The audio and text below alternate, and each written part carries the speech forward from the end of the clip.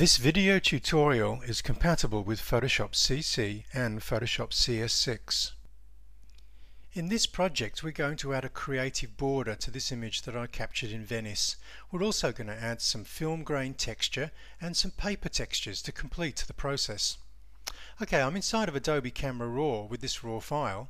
You can do this with a JPEG open from Bridge as well. Just right click on the JPEG and then choose open in Adobe Camera Raw. Okay, now I'm in the FX panel or effects panel here, and we're going to drag the amount slider and raise that to around about 40, and I've also got the size also set to 40, and this adds some beautiful film grain texture in here. I'll just click and drag in there with the zoom tool so you can see that this beautiful texture that I've added to this image. Okay, and I'll just zoom back out, and we'll then open this image into the main editing space of Photoshop. Now I can open this as an image or as an object, because this technique will apply the border non-destructively. So I'm going to open as a smart object. This will take a few seconds to process this and then embed it into the layer inside of the layers panel here. Okay, and there it comes in. Using the smart object will allow me to go back and modify the grain texture at any time. Okay, now we're going to come in and apply a paper texture. So we'll come to the File menu and choose Place. I'm browsing to one of the paper textures here, so I'm going to use a paper texture that's got a nice lot of creases there. So it's going to be number 3. Crinkled edges as well, and hit place. Okay, we're just going to make sure this snaps to fit the background or host image here before hitting the commit, and then we can apply the soft light blend mode to this paper texture. Okay, now we're picking up some of the additional warmth and from the yellow paper here. So if you don't like that color of the paper coming into your file, we can clip in a hue saturation layer and then lower the saturation of just the paper. To do this, we can just come to the hue saturation adjustment layer option, and we need to clip this to the underlying layer. So just click on the little clipping icon there, and then drag this the saturation slider to the left by about -20 to -40.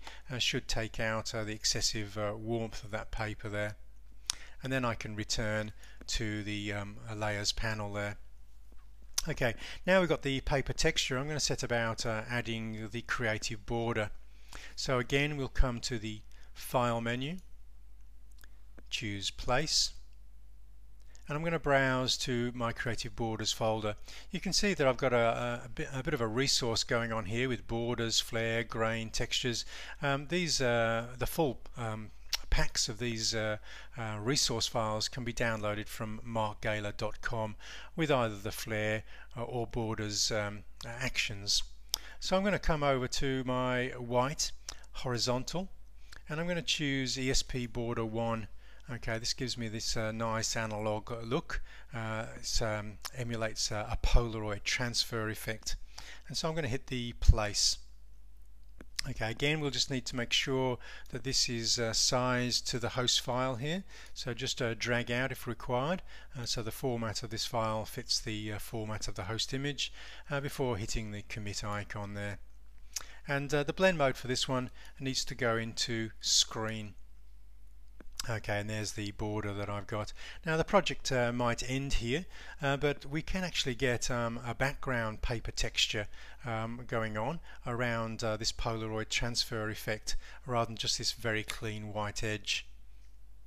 Okay, to do that we're going to hit the File, Place option again, and then we're going to go back to my textures file, horizontal, and I'm going to choose the paper 00.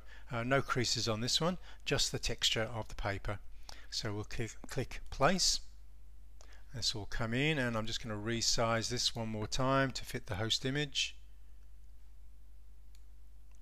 like so, and then hit the commit icon in the options bar.